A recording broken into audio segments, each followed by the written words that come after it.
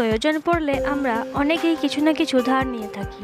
কিছু কিছু ব্যক্তি এমন আছেন যারা কারণে অকারণে ছোটখাটো জিনিস পর্যন্ত ধার নিয়ে থাকেন। সাধারণত কাছের মানুষ, প্রতিবেশীদের কাছ থেকে ধার নেওয়াটা কেউ কোনো দোষ হিসাবে দেখেন না, কিন্তু জ্যোতিষ বলছে অন্য কথা। জ্যোতিষশাস্ত্র অনুযায়ী এমন কিছু জিনিস আছে যা কখনো ধার চাইতে নেই, কারণ এই জিনিসগুলি ব্যক্তির জীবনে নেতিবাচক প্রভাব বিস্তার করে। পাশাপাশি এই অভ্যাসই আবার বাস্তুদোষের কারণ হয়ে যায়, যা নানান সমস্যার সৃষ্টি করে থাকে। কোন কোন জিনিস ধার নিতে নেই বা কেউ চাইলে তাকে দিতে নেই, জেনে নেওয়া যাক। কলম বা পেন ও পেন্সিল। আমরা অনেক সময় পেন, পেন্সিল বা বই ধার চেয়ে থাকি, কিন্তু জ্যোতিষশাস্ত্র মতে কারো কাছ থেকে পেন বা পেন্সিল চাওয়া শুভ নয়। মনে করা হয় এর ফলে জীবনের উন্নতির গতি কমে যায়। পেন ও বই বুধের সঙ্গে সম্পর্কযুক্ত, তাই কখনো কারো কাছ থেকে বই ধার নেবেন না বা কাউকে বই দেবেন না। শাস্ত্রমতে এর ফলে বুধের শুভ প্রভাব কমতে শুরু করে, যা ক্রমশ বুদ্ধির অভাবকে প্রকাশ করতে পারে। গহনা। জ্যোতিষশাস্ত্র মতে কখনো গয়না ধার দিতে বা নিতে নেই, একেও অশুভ মনে করা হয়। গহনা আমাদের সৌন্দর্য বৃদ্ধি করে। শুক্র গ্রহ ব্যক্তির সৌন্দর্যের কারক। জ্যোতিষ মতে গহনার সঙ্গে শুক্রের সৌন্দর্য রয়েছে, তাই কখনো কারো কাছ থেকে গহনা ধার নিয়ে পড়বেন না। এর ফলে আপনার ওপর শুক্রের অশুভ প্রভাব পড়তে পারে।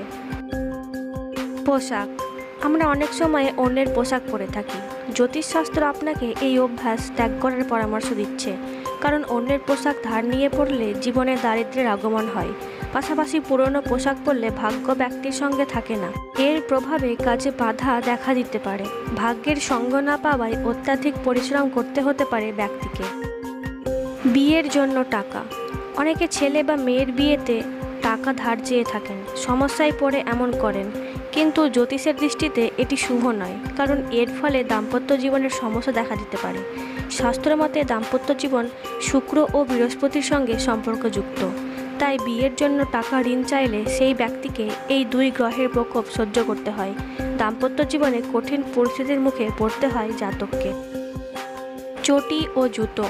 কখনো অন্য কোনো ব্যক্তির চটি জুতো ধার নিয়ে পড়বেন না, কারণ এর ফলে জীবনে দারিদ্র্য আসতে পারে। চটি জুতো শনির সঙ্গে সম্পর্কযুক্ত।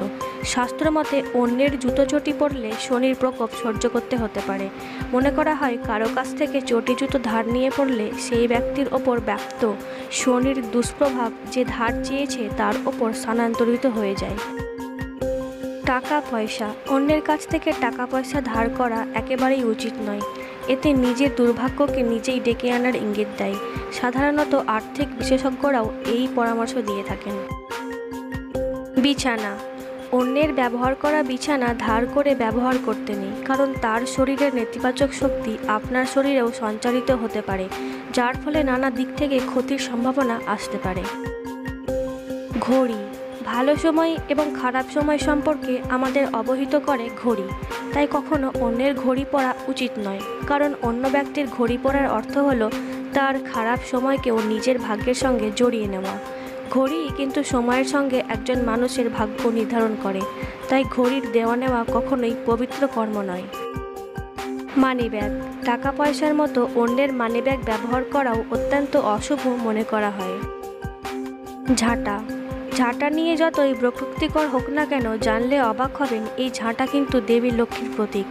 শাস্ত্রে উল্লেখ রয়েছে অপর ব্যক্তির কাছে ঝাঁটা ধার করলে সেই গৃহ তৎক্ষণাৎ ত্যাগ করেন দেবী। যে ব্যক্তি ঝাঁটা ধার করেছে তার আর্থিক অবস্থার অবনতি হতে থাকে, এমনকি ওই ব্যক্তির অগোচরেই অর্থ ক্ষয় হতে পারে।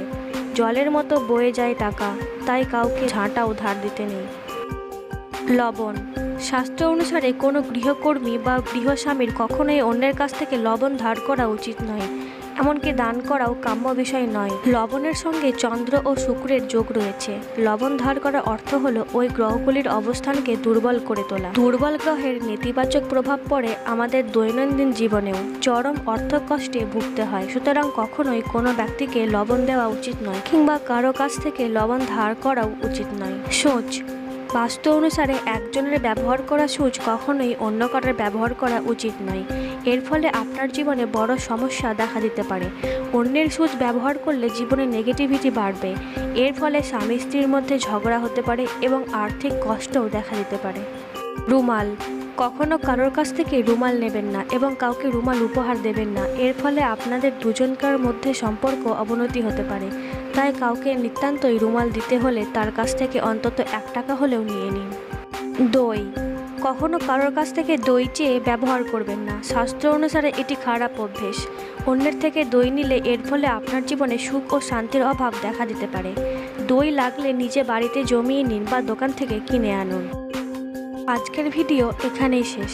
আমাদের দেওয়া তথ্য যদি আপনাদের ভালো লাগে তাহলে অবশ্যই একটি লাইক দেবেন ও চ্যানেলটি সাবস্ক্রাইব করে পাশে থাকবেন। ধন্যবাদ।